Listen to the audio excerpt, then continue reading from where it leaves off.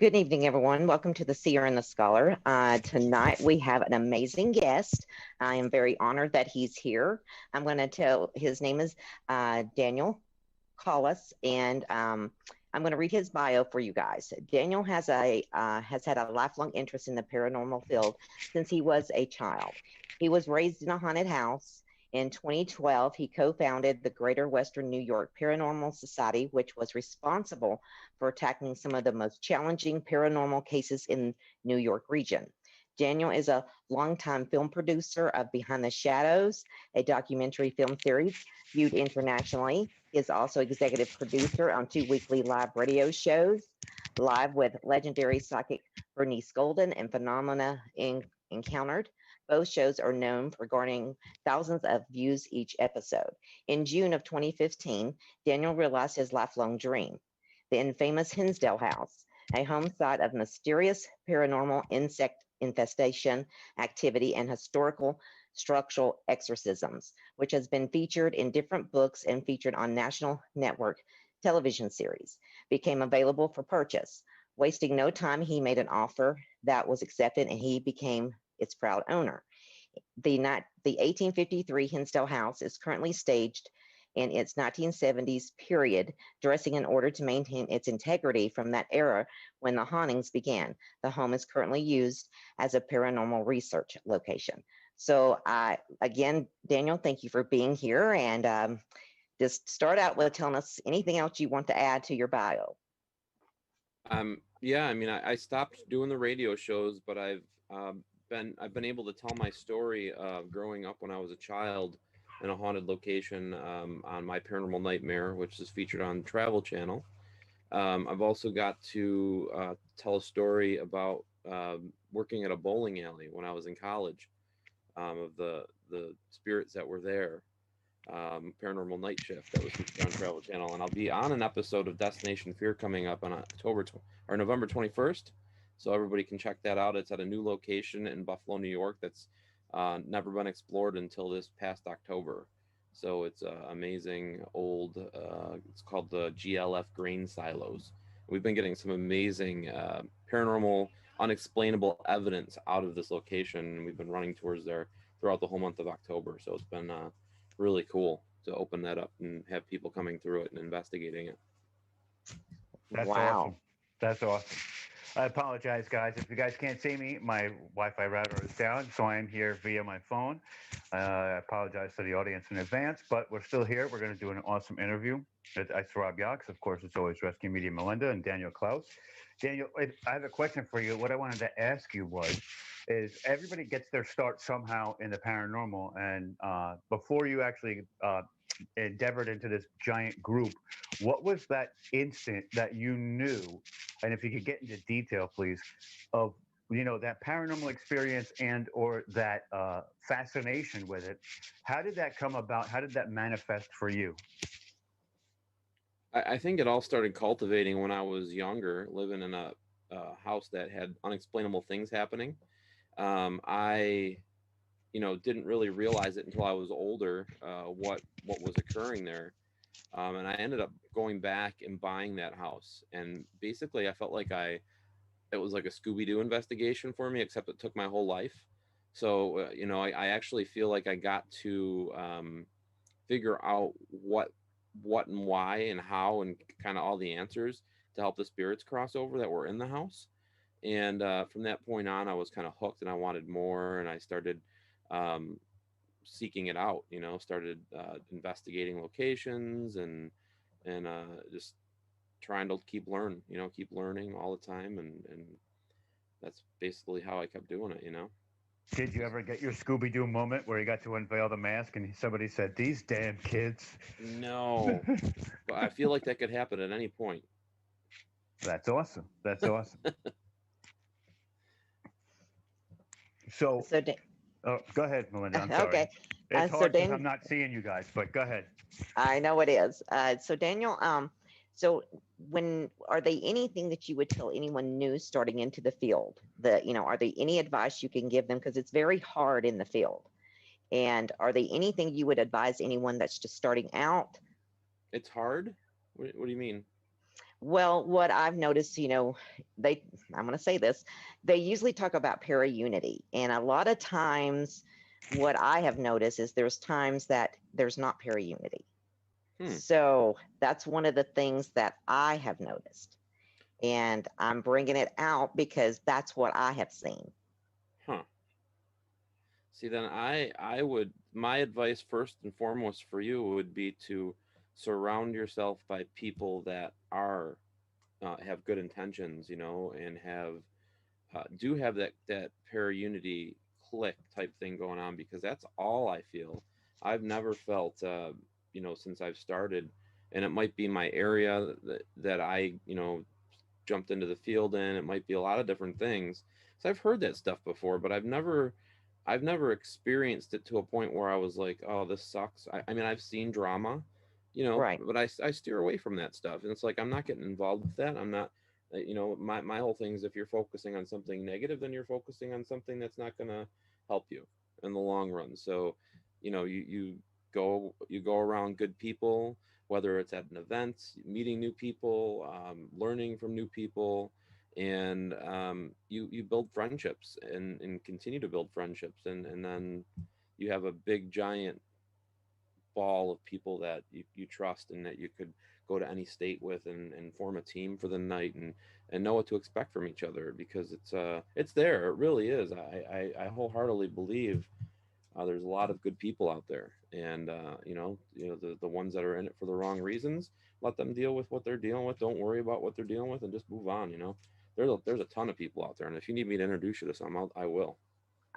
That would be great. I mean, I do know some, like a handful, but there has been major things you would not believe that I have dealt with. And so I was just like, I've got to ask that question because you've been in the field for a long time. I have, like I said, I've seen stuff, but when it starts getting dramatized, and when it starts getting like that, I just turn my head, and I start focusing on people that are positive, and people that are doing things for the right way. So that's kind of my advice to anybody, because when you're focusing on negative, it brings you down. It brings Right. down your purpose, and it makes you focus on things that aren't of any purpose to anybody. Because you could be focusing on something that's going to change the world, and you're sitting and you're focused on negative stuff. So you have to learn how to circumvent that, and find the people that are going to be the best in your bubble. And maybe I'm going to be one of them, already. So Yes, I truly believe you are. I mean, I could not wait to meet you. I follow you on Facebook and everything, but I didn't know a lot about you. And so I was just like, when I reached out and you said, of course you would have come on. And so it really thrilled me to death that you came on. and see all the people that are popping up in the chat. Michelle Timmons, I saw Tommy Hamilton in there. I saw people that are friends of mine that I've grown to know in the field. They're all great people, and I saw Chris Nura in there. They're all people that I've grown to. There's the type of people that I could snap my fingers and they'd be there for me in a heartbeat. I'd be there for them. We could investigate together at any time, no matter where we're at, and we're all learning from each other. So um, it's there. It really is. I believe it's super important to be able to have, like you said, to have that group around you that you can trust too. Because then when you have ideas that you want to bring forward that may not be conventional, it also gives you a way to essentially, break the molds of regular investigations. You can pass things by them and say, hey, look, let's try this. Let's give that a shot. I know it's not conventional, but let's see what we get from it. And I think Yeah. that that's super important too. Yeah, especially if you're on a quote team, like I've been on a couple of teams. I was Greater Western New York Paranormal Society. I still help run that group in Buffalo, and we have a tight knit group. But we also open that up to other people. And then I'm also on the Ghost Finders, which is a television show with a witch, and a medium, and I'm kind of the techie guy. And then we have Melody now, who just got added on as well, and she's just a broad thinker. She really thinks outside the box, and we complement each other well when we're at locations. We know what to expect from each other, and we have to have each other's back, especially when you're going into known like dark hauntings or sinister type hauntings, things like that. You need to be able to have each other's backs and trust people when you're going into these places. So I have a big group of people that I would trust with my life. So when I'm doing this stuff. So, give us an idea of how the Greater Western Paranormal came to be. What was the beginning marks of it, and how did it expand, and at what rate did it expand? Well, so it really started, with me on my own journey, interested in what was going on with the paranormal, unexplained things happening at the house, and me kind of taking my own journey, like doing the touristy type stuff, going to Gettysburg, going to Salem, and catching some really cool pictures that, were unexplainable to me. It really opened up my eyes, and then I came into work. I was working at a law firm, and I walked in, and my friend Cameron was sitting there at his computer, and he's got these pictures up, and they're at the Teddy Roosevelt inaugural site in Buffalo, in downtown Buffalo, and he's captured these really odd-looking spherical orbs in his pictures, and they were like a blue in color, and he's like, "Yeah, you got to see these other ones I captured," and we instantly just kind of clicked as far as like our love for wanting to explore the unknown. So we formed the group with some of our friends that were also interested in it, and started documenting our up paranormal. Any of the quests that we were going on, any of the locations we were going to, we wanted to document that and be able to show everybody how we went about getting the evidence that we got that we're presenting to people. So it was called Behind the Shadows. We did 4 seasons with our team, the current team, or not the current team, the past team, but we had a couple people in and out. But for the most part, it was the same group of people. And then just recently, last month, I directed and produced with a new team. I'm bringing back some of the old members of my group, and kind of we have a young greenhorn on the team. We have a couple of seasoned investigators on the team, and a witch as well. She's actually very eclectic, a Reiki master, a witch, so she's bringing in a different vibe to it. And I filmed kind of like a new version of Behind the Shadows. It's called Behind the Shadows Decades. It'll be out on Amazon Prime pretty soon. It released on VidiSpace. The first two, it was a 2-part series that I did, and we're going to be filming some more. It's been really hard with COVID. So that's kind of been our quest, and I want to present it differently. I want to be able to present things not the same old to people. The typical, infrared IR cameras, people walking around in the dark saying, "Did you hear things?" Using a K2 meter and a recording. I want to be able to present it differently. So I'm really going after more of a cinematic view, in full color. Not going using any of the IR lights and that type of stuff. If it's going to be viewed, it's going to be viewed with our own eyes, with our own eye spectrums, and some of the evidence that we're capturing is pretty compelling on the show. And also dive into the histories. So when we're going into locations, I'm going off on a tangent here. Holy cow! You asked Go me, ahead. No, but go no, ahead. Go ahead. it's really because that's passionate. I'm passionate about it. It's we're trying to dig up things that are different than the typical stories. So if we're going into a famous haunted location that's known for something, we're trying to look at other things that may have happened there, other theories, or trying to look at that type of stuff as opposed to just the typical, Lizzie Borden house, this happened. Well, did some, we're looking at other theories on the property, or looking at other things that may have happened to other people that may have lived there, and interviewing them, and just getting other stories, because it's so interesting to look at other points of view, as opposed to what we were actually being told. So it's very cinematic, it's storytelling, and it was really fun to produce. So One thing that I personally admire about that is that history behind it. I'm a history buff. me too. And taking those different historical events, not the ones that they're most majorly known for, gives the investigation a bit of a different dynamic, like you said, especially with the cast that's there. But at the same time, looking at it from a perspective of if it's this particular incident or that particular incident may give you a lead into how you can maybe interact with these entities and or move forward to really perform a different style of investigation. So I think that that's critical. I think that that's amazing at the same time, man. I applaud I admire the fact that you thought of it that way too. It's so great. That's so great. I feel like that's so key to a different style investigation. Yeah, I mean, we have to start looking outside the box, and we have to start looking at different ways to do things, because if we've been doing the same thing for 10 years, and not that people aren't, not that, I feel that there's a lot of change coming. I know like Keith Bailey, I know like groups of people that were on shows, or they're going to start pushing out some pretty interesting new content in the future. And I'm interested to see what happens, how they're going to push it out, what they're going to do different than what's the norm. And I am hopefully going to be one of them as well. Well, honestly, Daniel, I really think you are. I mean, I've been following you now for quite some time, and the work you do is amazing. And it's just, I was like, I've got to get him on here. Now, you said that you have just had a witch join your team. Now, do you know if she does Ouija boards or seances or anything like that? She's participated in all of that stuff, yeah. And Yeah. she's also, her name's Amy Perry Lane. I also work with on the Ghost Finder show. I work with Megan Deputy, and she's also very an amazing eclectic witch.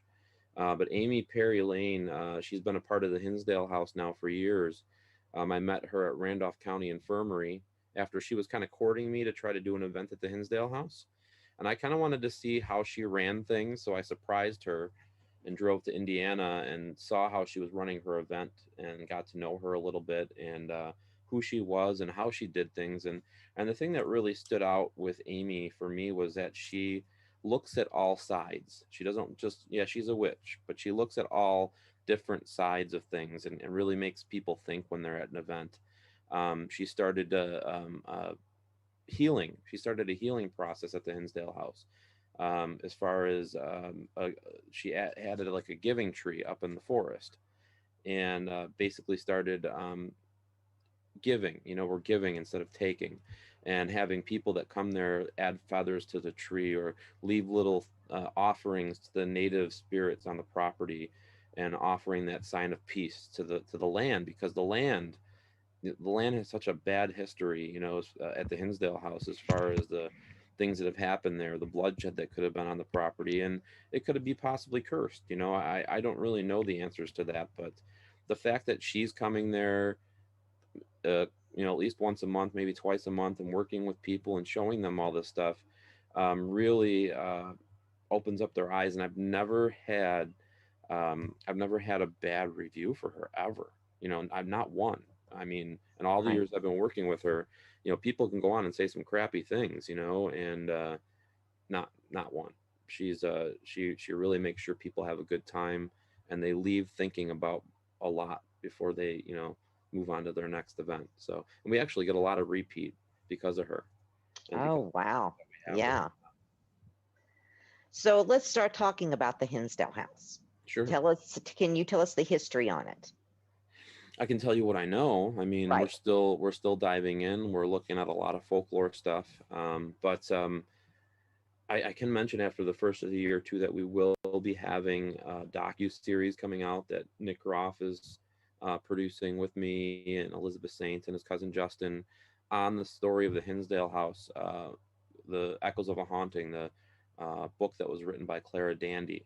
Now, that was the family that lived there in the 1970s that experienced poltergeist-like activity, things out in the creatures that they couldn't explain, UFOs, I mean, you name it, they were experiencing all forms of the paranormal, and had a priest come in and bless the house, and then do a mass there, and then ended up doing a structural exorcism of the location, kind of like a house blessing. And when they were doing this in the book, and all the people that we've interviewed say that when they were filming, they said the house shook. It was like a crazy shaking, and then it didn't end up sticking. It didn't end up working, and I really wholeheartedly feel, because it's the land, and the house just happens to be sitting on the land. The house feels different than the outside.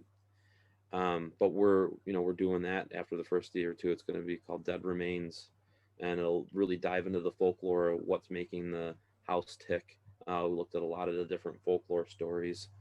The history that we have it dated back to right now is 1853.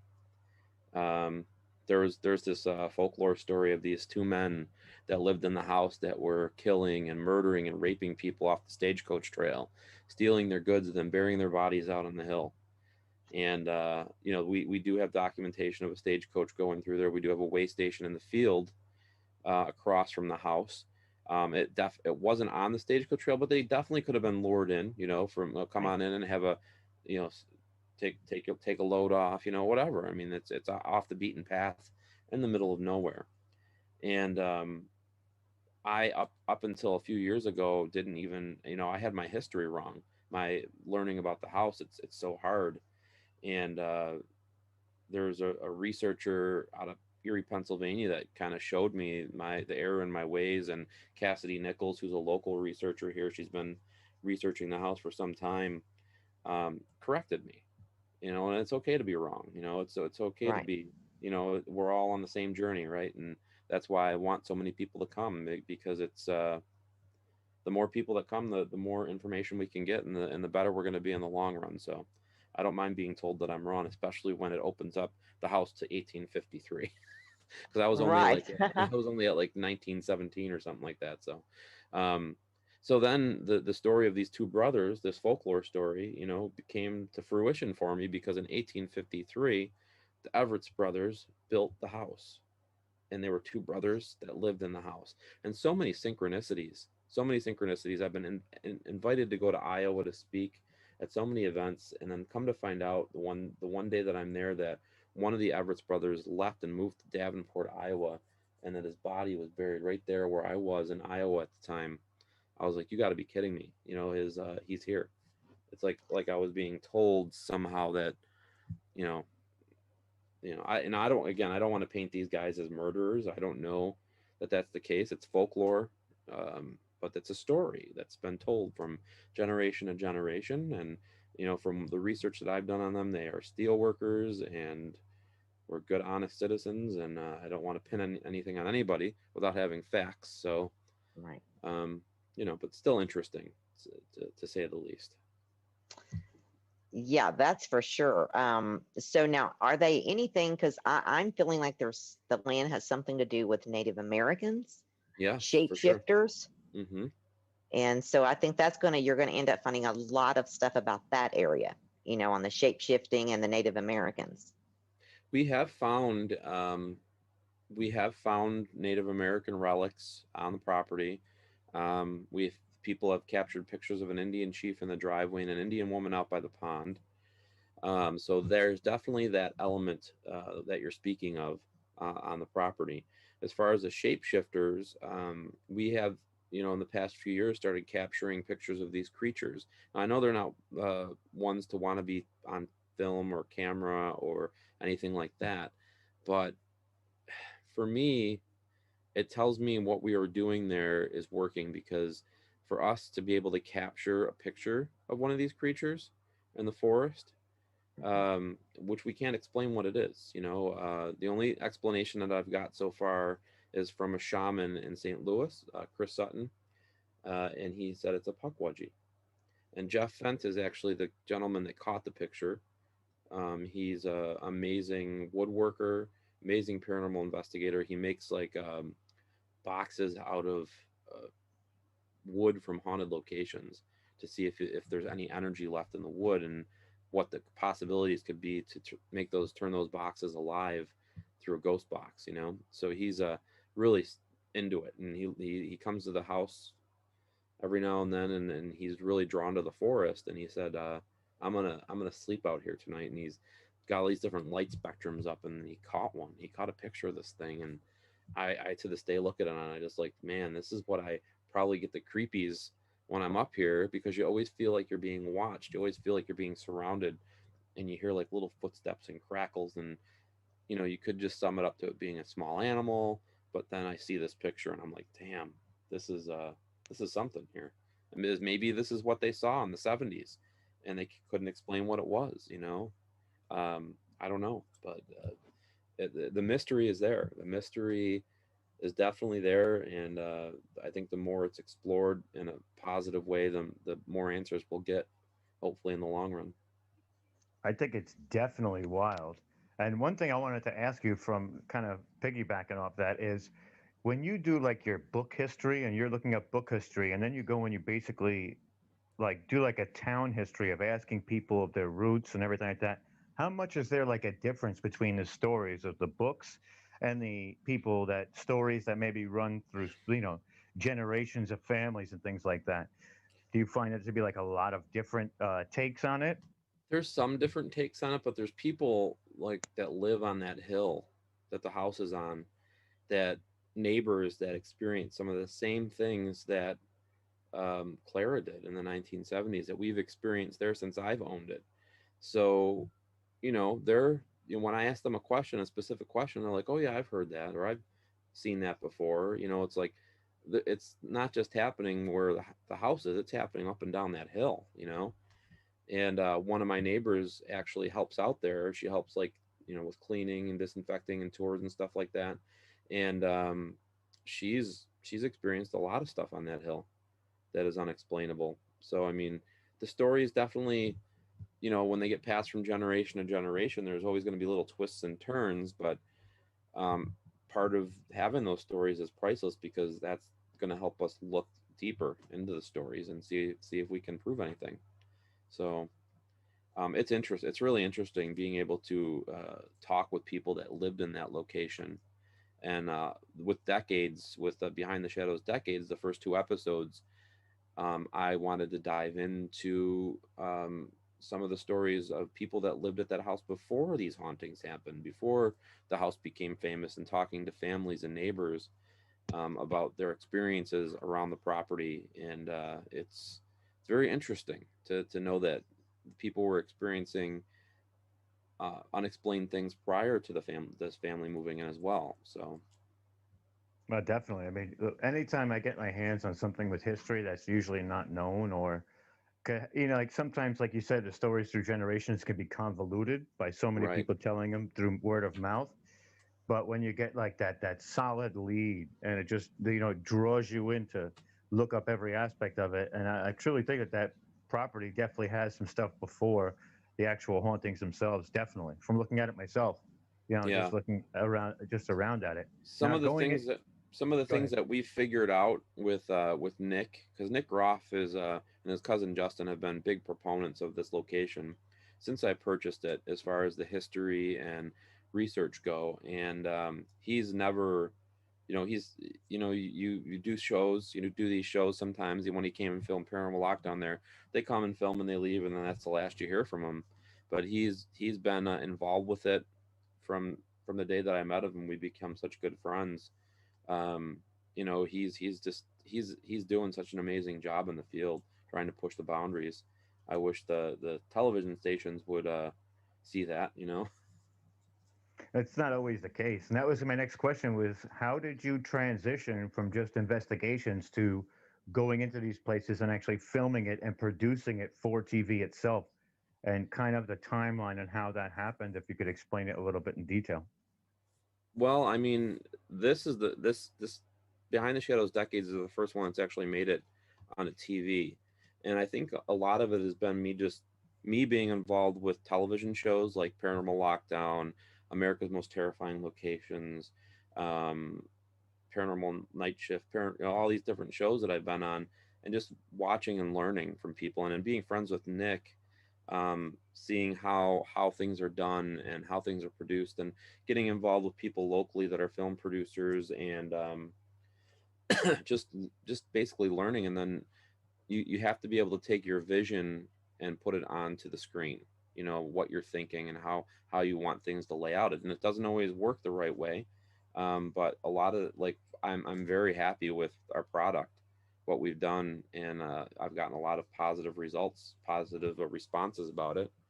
And you know what, it was my first shot, and I'm gonna do more. I have more directing and more production work that's coming up. So it's just gonna keep going and learning. But this is Absolutely. this is recent. It's just recent for me as far as the directing goes and producing. But um, up till like this past year, I've just been on the shows. So very comfortable behind the camera. But you learn a lot, and you talk to the DPs, and you talk to the sound people, and you get to really have an understanding of how things work and how to produce the best quality for people that are viewing it. Excuse me. No, definitely. I mean, it's always a work in progress, and it's so awesome to hear that you took your shot, like you shot it, you went for it, and didn't think twice, and just went to whatever you wanted to do with it and made it happen, which is truly awesome, bro. COVID had a Truly lot to awesome. do with that. COVID gave me a lot of time. So I was like, and it's like, all right, let's just do this. Let's all of our events were canceled for this year, and it's like I want to do something special. So Well, we had the time and did it. that's all of us. I mean, I wasn't doing radio at all, or even doing podcasting in any way, shape, or form, broadcasting, podcasting. COVID came along. I had all this time. I bought a microphone. I set up a new computer. It was ready to rock and roll, take my shot and see what happens. There you So go. I understand that 100%. And sometimes people, when they see these situations like COVID, they look at it and it's very negative. But we kind of transform that positive from that negative, which in turn makes it something that I think that I felt like I was meant to do. Do you feel Right. that way too? Yeah. I feel like everything happens the way it's supposed to happen, and that's kind of how I try to view life. Like negative things are going to happen. That's life, and COVID's definitely one of them. But there's a way to spin a positive onto everything, and I can say that I've finished a second book. I can say that I've directed something and produced something during COVID, and I've been able to do some amazing events with people in small groups that I wouldn't have normally been able to do because of the you want to make sure everybody's safe. And I've been able to really focus on getting some things done at the house that needed to get done. So I mean, it's a win. It's funny when you say slow down, and then I feel like I'm busier now than I was, with Oh, all these events absolutely. and stuff. It's wild. It's like the things just keep coming. You're like, okay, I could do that. I could do that. Because your mind is racing from sitting. Yeah. Because it took me like a week to really get it going. And I said, you know what? Forget it, man. This is for the birds. I can't do this. I'll go crazy. Yeah. And then throw 4 kids in the mix that need to be homeschooled. Nope. Don't have that. I'm working Nope. till, well, I do. Work until 10, 11 in the morning, or 10, 11 at night sometimes, trying to help them. So it's like I'm more tired now than I was before. But you're following your passion, so I'm sure that there's a lot of drive behind it to really get Yeah, it done that's too. what I'll sleep when I die. That's it. I feel the same way. The passion and the adrenaline keeps you going, and keeping smiles on people's faces makes the world go round. Well, absolutely, absolutely. I totally agree with you. And I think what Melinda was saying before about seeing the negative side of paranormal, it may not be so much in the field all the time. Sometimes it's just on these podcasts themselves, when people just have opposing ideologies and things like that. And we've encountered it, but at the same time, we don't let it phase us. We just keep rolling with it, Yeah, it's okay. Absolutely. You know what? Let them be miserable. We'll just do what we do and have fun with it. That's how I see it, Yeah, just have fun with it. Now, Daniel, you said that you have finished another book. Now, is that book going to be on the Hinsdale House, or is it on something totally different? No, this one, I have 2 coming. This one I co-wrote with Angel Val, and she's an amazing artist, amazing writer, and she's come to the Hinsdale House, I think 9 times. Wow. And basically she's writing about her experiences that she has personally had there. My part in the book is updating the history, updating all the new things that we've learned about, updating everyone, on all the new stuff. And we're going to show documentation, pictures, history, personal experiences, all in one. It's kind of the direction I wanted to go with it, because I always said, like, I don't have to sell the place. The place sells itself to people, and people that come there want to come there again and again and again, because they're experiencing things there that are unexplainable, and they write about it or they talk about it. And I've been keeping diaries, since I've owned it. And actually they were there before I owned it, of the teams that come in there. I have them kind of write down and jot down what experiences they may have had, where did it happen, so we can pinpoint and document the activity and the location, times, and I want people to be able to see that. And I could write 2 or 3 books just writing people's experiences and saying, hey, I'm not saying this, these people are, here you go, and believe what you want to believe. I mean, there's always going to be skeptics everywhere, and there's always going to be people that won't, no matter what you tell them, they're not going to believe what you say. So that's life. But it's more compelling when 100 people experience the same thing, and we can show them that. Now, are you going to be able to put in the picture, the photograph that you have of the Yes. what I call a shapeshifter? Yes. Oh, wonderful, wonderful. Because a lot of people don't really deal with shapeshifters, and I have dealt with those, and the ones I have dealt with, they were half human and half animal. Yeah, that's what this thing kind of looks like, kind of creepy looking. And Clara talks about that in her book, Echoes of Oh, a wow. Haunting. And to me, this thing kind of looks like a monkey face, kind of, but it's got this long body with, you can see its long fingers and a tail, and it's up 10 foot up in the tree, and it's like, just I don't know. I think about it, it gives me chills. And I think there's more than one. I think there's a Yes, group of them. yes. And now, have you had any, in your research, have you found anything about sacred burial grounds there? Oh yes. Okay, because I was feeling that there are sacred burial grounds, and I do feel the natives that are there, they're of the Iroquois, but a branch off of that was like possibly the Mohawk or the Seneca native tribes. Seneca's there now. They're Okay, definitely, I mean, they're not Senecas because the the grounds that we have found are mounds, and the Senecas aren't mound builders. right. So it's predating the Senecas taking over. Um, I in my research, I don't know if you've heard of this tribe. It's called the Renway tribe, and they just, throughout time, they just kept getting absorbed from different more tribes. And Mm-hmm. but to where we're dating them back to the last mound builders on the property, that's who I believe they could be. But I don't know for sure, and we're not going to touch those. Right, right. Yeah, because that can be an iffy subject, very much Yeah. so. Yeah, we're Melinda, not do you going to do feel that. do you feel connected to the property at all by approaching approaching Daniel and feeling your Native American heritage coming through right now? Is that why you're Yeah, seeing these things? yes, I feel that I have a connection with in some way because I have dealt with in other tribes, I've helped them to deal with shapeshifters, and you have to be very careful with those because Yes. they can attach to a certain person if they think you're a threat. And so it's very That's it's a why very we're trying to push that healing and that right, positive onto the property. And we tell people that, it's give, give and show that you're there in peace, because they're watching. They're right. watching every move that we make when we're out behind the house, when we're having a bonfire. You're seeing, you just feel them there. And it's just definitely a creep factor. But I feel like they understand. I feel like they Hmm. understand my purpose. I feel like I was kind of put in this position to begin with. You know what I mean? Like the whole, like getting the house, and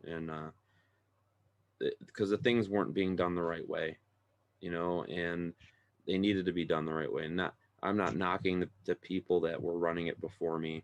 They definitely could have done amazing with it, if the owner didn't live in Canada. It was a Okay. situation where the money was coming in and it was getting funneled to Canada, and their hands were tied. They couldn't. They had a TV show that wanted to come in and give a couple $1,000s. That would have been amazing, but without his signature on the contract, nope, they couldn't do it. So I mean, it was nothing was getting done the right way. And me being able to go in, and it was just me making the decisions and just focused, writing down what my areas of focus were, and then focusing on those areas, and with the support of the surrounding cast, the people that were helping me. So it's I don't know what we were talking about, but Well, that's okay we because I'm do going to that. jump right in. I'm going to jump right in because every time you say something, it clicks. I So, go off on tangents. I can't help it. I'm dude, sorry. same thing. No worries, man. This is what we're all about. This is a conversation. It's not really an interview. It's just we're just shooting it back and forth. So I would say you're sort of like an ambassador to their story, right? So these bonfires could, when you're giving like that, could be momentous as in celebrating them, as opposed to trying to find them and defeat them, I guess you could say, or go against them.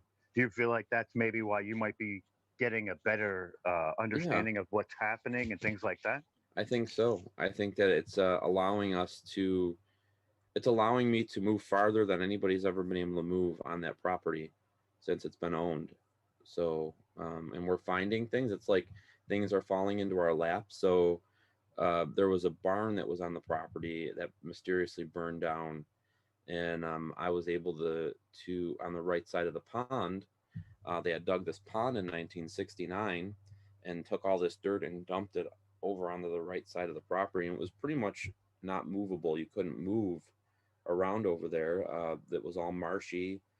There's an aquifer that the pond feeds from on the hill, and I was actually able to, find the aquifer. We actually have a pipe now that goes from the aquifer underground all the way to the pond from the hill, to dry that up the way it used to be. It used to be like that, and because there wasn't a pond there, and we were able to get all the debris and the garbage and found a lot of cool things buried there that were original to the barn, like horseshoes, a barn door. There's a lot of theories involved with that, and then we actually found the foundation to the barn, part of the foundation, which is really cool. Um, and on when we were exploring the barn foundation on the Decade show, we got an EVP, and it's funny. I'll even say it because it's just hilarious. The team asked, why, how did the barn burn mysteriously, and the response that they got on the recorder was insurance. I was like, what? Oh my Really? gosh. But yeah, that was kind of funny. Like, to think about that. I mean, it's Well, that's dating. That's dating it. That's somewhere between the insurance 50s to fraud. 70s. Yeah, insurance fraud was a lot easier back then, huh? Oh my God, there's no DNA, none of Yeah, that. none of that stuff. Accelerant stuff like that. But it's opened up the property. We put a deck on the pond this past summer as well. We redid the front porch, so the house looks now like it did in the 1950s. It's an enclosed porch now, and what I'm getting at is that it's opening up new puzzle pieces. Being able to show. I think everything's just kind of melancholy, and everything's kind of just go gelling together. As we go, we're just finding out more and more. It's like a giant puzzle that we're just keep putting pieces together, learning new, making the puzzle bigger, adding new pieces, and really being able to dive in and get history. And it's like and none other paranormal investigation I've been on, because this has been one for over 5 years now. But it's a awesome benefit to own the place, because it's I have a team there every weekend or two that are helping, and getting me more information, or telling me how extraordinary things are. Did you ever have this name or this name? How does this associate with the history, and talking to people, and people are adding their evidence in, and it's amazing.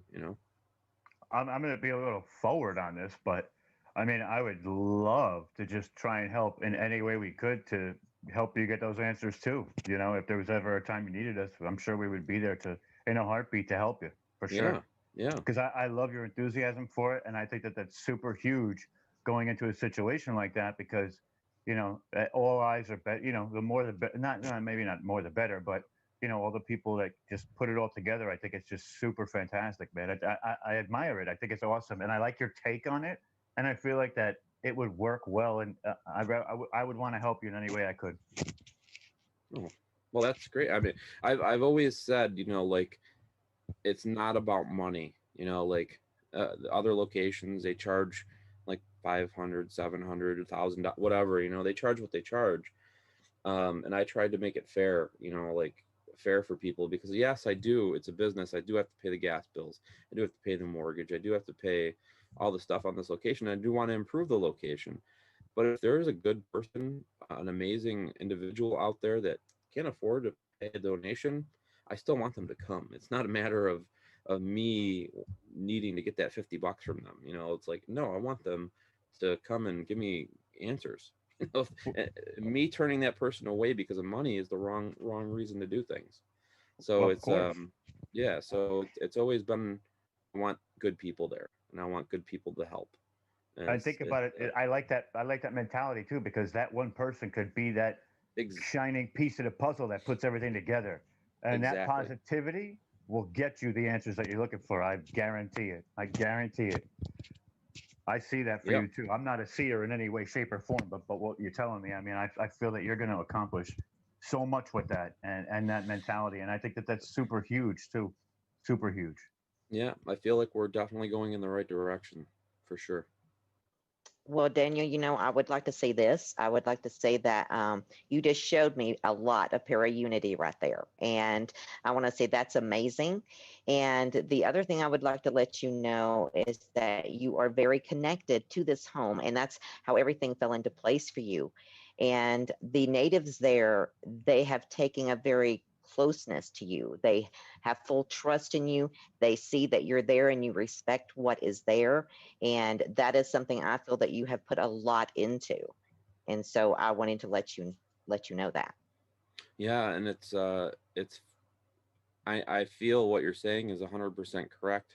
You know, like Bernice, the psychic that I used to work with that passed away, she used to say the same thing to me, you know, and you know, it's crazy. You know, I feel very connected to her, and she always said that I'm connected to that house.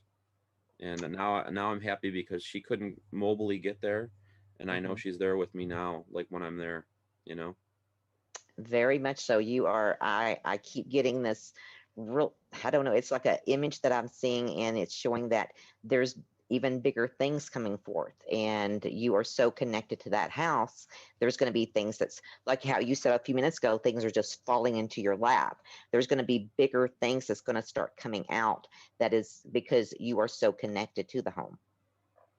Well, that's the hopes, right? Because you know we want to be able to give the truths to the truths, and we want to be able to give answers and healing to the people that have been affected by that location. You know, it was deemed demonic back in the 70s, and I'm hoping before Clara passes away or anything negative happens to her, you know, not that passing away is negative, but she's getting elderly, and we want to be able to give her answers, and she's never been able to get any answers to why the house affected her family so much, why her daughter committed suicide. She feels like the house came back to get her son Mike, who died in a car accident 2 years ago from a previous injury, you know, that she feels happened at the house. And I want to be able to give her some healing. I know Nick does too, and we'll be going to meet her and show her the evidence that we collected before the show gets produced out on TV. In about 10 days, we'll be going to visit her in Oregon. So I'm excited to do that and give her some peace of mind, you know. Well, that's very amazing. Yeah, I mean, that's going to really sort of close a part of what's been going on, and because of you, you're going to be able to give her some closure, and that's just amazing. Yeah, that's one thing that I learned with Bernice. It's about, it's not always about giving the answers. It's about helping people, you know, Hmm. and in the right way. And this is gonna. I hope this will help her. I hope this what we've uncovered, what everybody's gonna be able to see, and after the new year, it's gonna open up a whole new book for this place. That's going to be a motivational force for you getting that too, is because you're doing it in a selfless manner as well. You know, of course, like you said, you got to pay the bills for it, but you're doing it in a manner that you're trying to help others and not trying to reap the reward so much in that sense. You know, you're just Well, trying to maintain, and that's uh, I think that that's going to be the reason why you are going to be showed what you need to be showed, and you're going to find the closure for her. that was the hardest part for me is at the beginning because of what the house had gone through before I had taken it.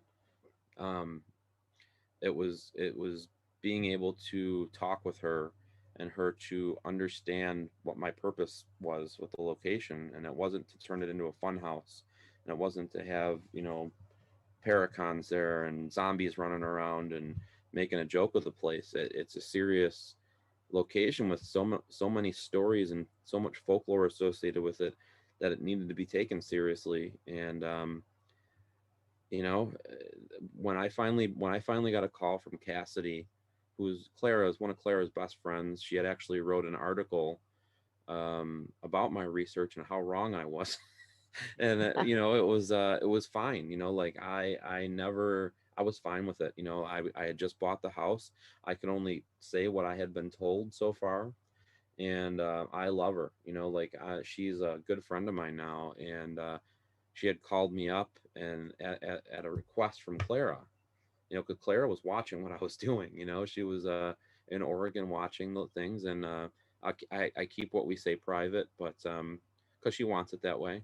But it was a request from her, and then I ended up meeting Cassidy and having a beer with her. And she goes, "I hate to say this, but she goes, I actually like you."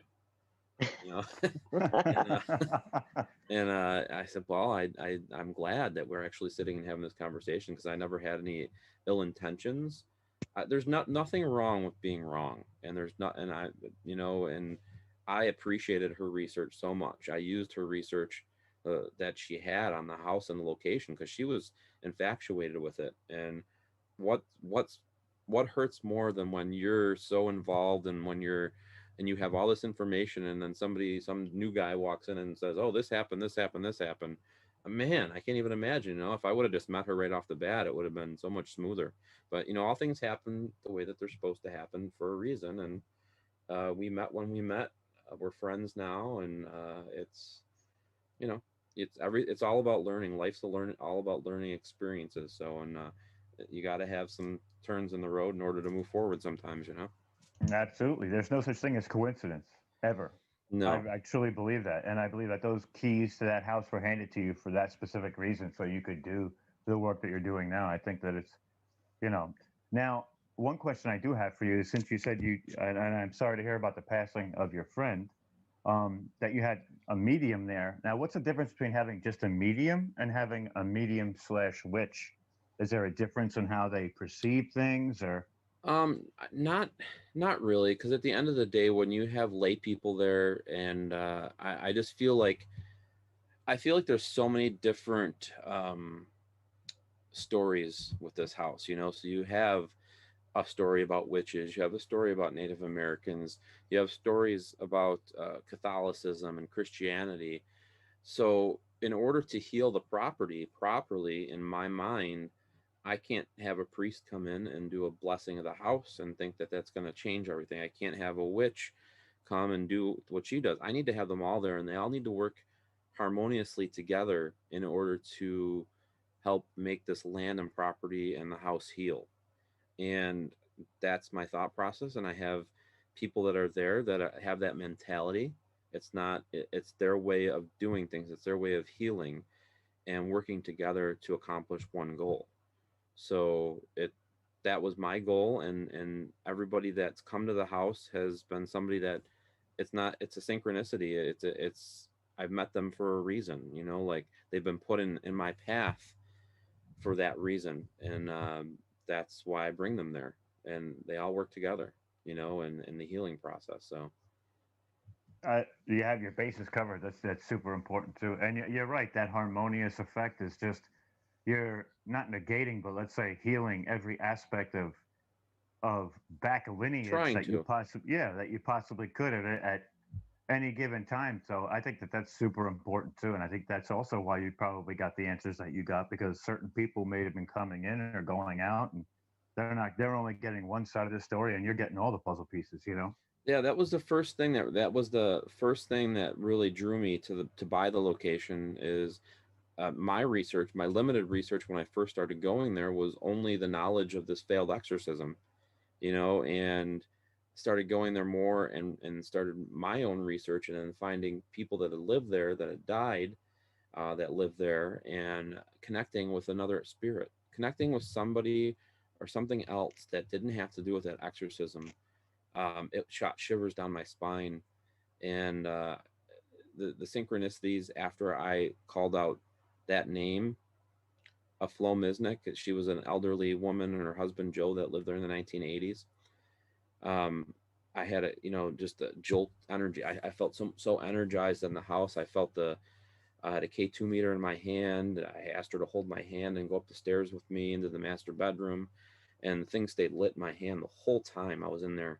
And at this time, the house was getting ready to be torn down. There was no electricity. It was a shell of what it is now. Doors were wide open. We were basically saying goodbye. And I knew when I connected with Flo that there was just so much more that needed to be done there. And the next day I posted a picture, how you do your paranormal thing. And you're like, I just investigated this place last night, and I posted it on my timeline. And then I got a message from her name's Jackie Chandra, and she goes, oh, you were at my grandmother's house the next day. And I'm like, what? Wow. Who's your grandmother? Oh, Flo Misnick. I'm like, you gotta freaking be kidding me right now. I'm like, this is crazy. Jackie, she actually comes to the house now. She helps. She's very interested in the paranormal, but that's where she feels connected to her grandmother. She experienced things there when she was a kid, and she's I feel like she's part of the family. Like, here's the keys. Come on in whenever you want. Like coming in to come to any investigation that we have. Help investigate whatever you want to do, Jackie. That's she's part of the family there. She's part of the story, and she's it's cool to have her there and to be able to talk about her grandmother. Well, it's super important that, the parts of the story that are still living come to give you that aspect of it too. Would you say that holding your hand was the craziest experience you've had in that house so far? Or was there another one that stuck out that was just That unreal? that one was pretty crazy for me. And there's one that happened probably about a month ago. Um, I've never fallen fast asleep at this location. I've never been one to be able to really sleep there, even because it's so active, and you're hearing things, and it's just like I can't sleep. Like Hmm. it's hard to sleep there for me. But it was like probably like 2:30, quarter to 3, and I had a small group there, and they were spending the night. And I'm like, all right, well, I'll doze off for a couple hours because they all had to leave by 7. So I was on the couch in the living room, and my friend Kaylee was over on a smaller couch, and the other people um, were there in other rooms. And I'm not one to ever claim to be touched by things or scratched by things, and it's happened to me maybe twice in my whole life. And I'm on the couch, and my head's facing the wall, and I just felt something like brush the back of my hair, like the back of my head. I'm like, oh, geez, I felt that. I felt that. I definitely felt that. It's pitch black in the room, and the only thing that was in the room that was illuminating anything was a nightlight on the wall. So I turned over and I looked, and I just saw this shadow just going back and forth. I'm like, oh my God. And I said, Kaylee, I know you're awake. And I kicked the chair, and she turned around, and that's what she was there for. She wanted to see this, that's her whole goal of being there. And she actually jumped over onto my couch, and she's like, oh my God. I go, do you see what I see then? Right. You see what I'm seeing right now? And she's like, yes.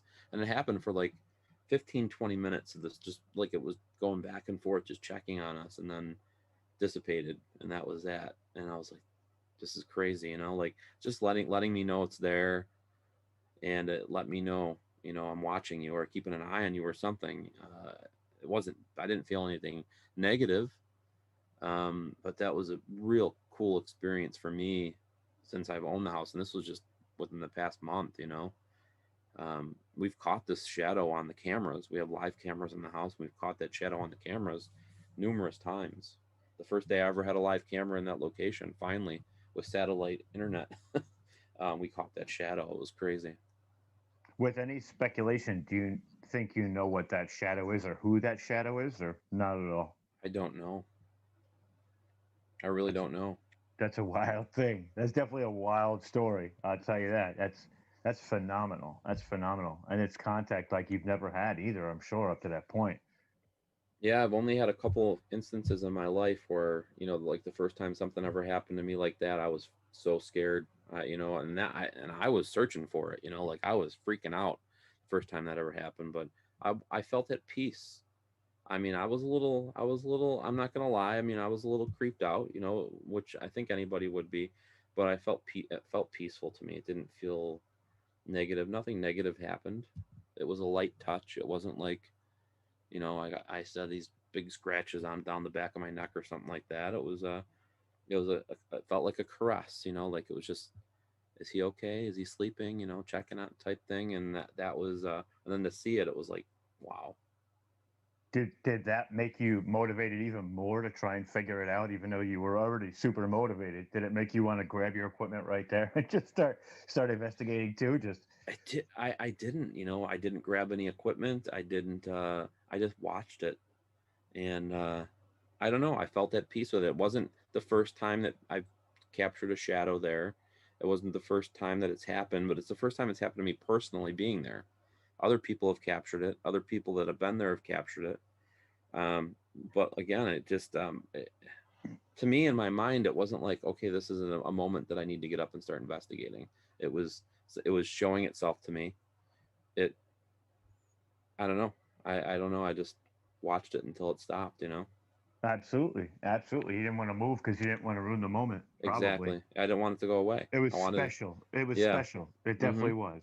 It definitely was. I could definitely, you know, the way you talk about it with the endearment in your voice, you can hear it. You know, it meant something to you that was something that we wouldn't be able to notice without being there to experience it with you. It was this moment that you had with the house that just kind of almost bonded you more to the house. Like, okay, I know you see me and we're here and we're spending time. It's you know, a good amount of time too. So the experience kept itself going. And it was just, I don't want to say like a blissful moment, but there was like this giddy excitement in you that you were having it, but also at peace in the same time, like looking at it like, wow, you know. Right. Yes, exactly.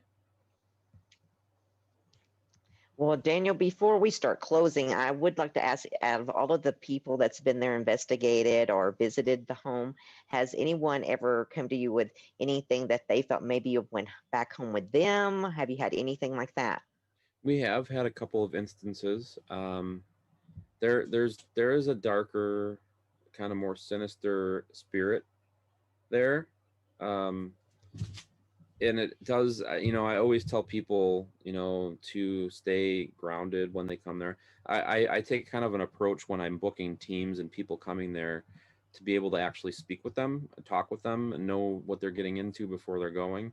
And you know, it comes out every now and then, you know, and people have given it names. I just don't acknowledge it when when you start feeling a heaviness in the room, or start feeling like, you know, something might be adding pressure or something like that. I think get up and walk out or go do something else for a while, and just don't try to acknowledge that type of thing. Nick Roth actually had when he spent 4 days there, he had something follow him home. And I know at least one other circumstance where it happened as well. You know, obviously we're concerned if that happens. We want to make sure that the people that are being affected are helped or cared for in any way possible whatsoever. But for the most part, in the over 5 years that I've owned it, it's happened twice. And I know, like with Nick, he really opened himself up to those elements there. He knew what he was doing. You know what could possibly happen, and you get tired after spending 4 days at a location. You know, continuously not getting any sleep. You know, it happened, and it's funny because after he filmed, it felt like lighter there. You know, it felt like it was like a kind of like a lighter situation. And the night that he did his cleansing at his house, and I had no idea that this had happened to this point. I was at the house with the group, and I had my Geo box, which is a spirit box, running, and all of a sudden you heard this, you know, darker voice coming through saying, "Where's Nick?" Where it kept saying his name, "Where's Nick?" And I was recording it, and I had called him and I said, "Listen to this," you know. All of a sudden, it starts asking for you, you know, and he's like, "Dude, I just did you're gonna be blown away, you know, you can't tell anybody." He goes, "But I just cleansed myself because of something that followed me home from there." And like craziness, it was like just unbelievable. Wow, that's wild. That's wild. And then you got the EVP right after that too, which is insane. Yeah, and continuously still says his name. Like Nick's part of that place. Nick, it's in his it's intertwined with him as well. You know, like we were meant. I feel like I was meant to meet him as well. You know, at first I was all fanboyish. I was like, oh my God, this is the guy from Ghost Adventures, one of the big guys, and now it's like he's just my friend. You know, that's Right. as passionate about it as I am, if not to a different level. You know, about everything he does. So. Absolutely incredible. So just your story so far is just super exciting, and I'm so glad you came here with us today and was able. I apologize for my video, but I'm so glad I got to talk to you, Dan. I think it's truly phenomenal what you're doing, and I want to congratulate you on all the work you've done so far and all the work you're gonna do. I think it's going to be super epic, and I really, really hope that you stay in contact with us. Yeah, Let us know if you absolutely. need anything, because we're always here to help you as well, no matter what it may be. And yeah, I mean, tell the people where they can find all your stuff right now. I want to make sure that you get, if people know where they can come and see I you. mean, yeah, the easiest thing to do is just find me, Daniel Klaes. I have a website, danielklaes.com. All of the projects that I'm working on there's links there. I mean, you Google my name, you find me somewhere. I'm not hard to. I try to answer everybody that reaches out. The other project I know we're pressed for time, but I just want to mention it real quick. The Wildwood Sanitarium Restoration Project, which is about an hour down the road to Hinsdale. It's another location that my friend Lori owns, and we're in the kind of using the same model as Hinsdale House to renovate and fix this place up and utilize it for paranormal research. Amazing story of an old sanitarium tuberculosis hospital turned into we're turning it over to the paranormal world, and we filmed some shows there, got it on national TV exposure, and teams are starting to take a liking to it. Teams are getting a lot of great evidence there, are saying that they're getting some of the best evidence they've received there. I've had a personal experience there as well. So definitely check out that Wildwood Sanitarium too if you're into going and investigating locations. You can book that out for an overnight or something, or do both, Hinsdale and Wildwood, hour away from each other. Make a weekend of it. Go to Niagara Back to Falls on back. Sunday for ice cream, and then make your way back home. Well, We Dan, I would. might do that because I'm only a few hours from you. I'm right above New York City, about an hour. So I'm right around the way, Perfect. pretty much. Well, Dan, I would like to say just thank you. And like I said, it was just amazing that you agreed to come on. I was just like keeping my fingers crossed. So thank you very much. And anything that we can do, please let us know. And when your books come out, give me the information, because when I share out stuff, I share it out to like over 400 groups. Awesome. So I'm going to put you out there as much as I can. And again, thank you for coming on. Thank you for having me. I appreciate it. All right, guys. So thank you for watching us tonight, and watch us next week for the Seer and the Scholar. And you guys have a good night.